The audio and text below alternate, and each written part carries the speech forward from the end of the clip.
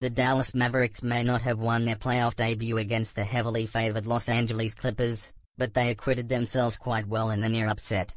Despite the controversial ejection of Kristaps Porzingis in the third quarter and an early injury to Luka Doncic, Dallas held a double-digit lead at one point and kept the game competitive all the way through the fourth quarter. Still, the Clippers pulled through in the end, 118-110, thanks to their superior depth and an incredible night from their superstars. Kawhi Leonard and Paul George combined for 56 Clippers points.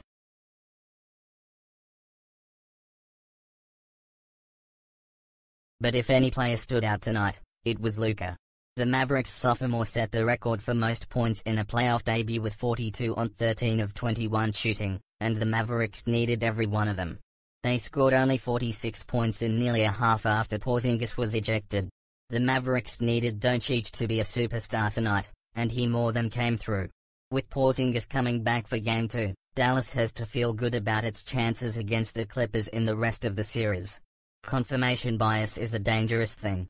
We came into the year assuming that Leonard and George would swallow bigger wings like Doncic defensively, and when they held Luka to only 4 of 14 shooting in their first matchup of the season, that confirmed that assumption. It was the answer we expected, so we never looked into it further.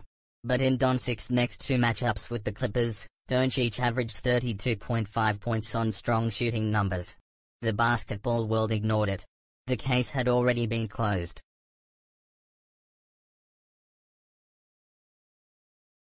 And now we need to reopen it.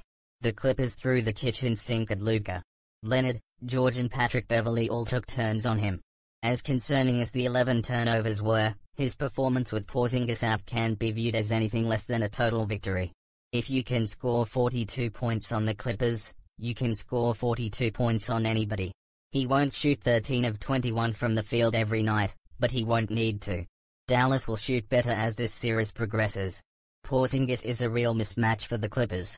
The only real concern for the Mavericks offensively entering this series was how their maestro would fare against the best collection of wing defenders on earth.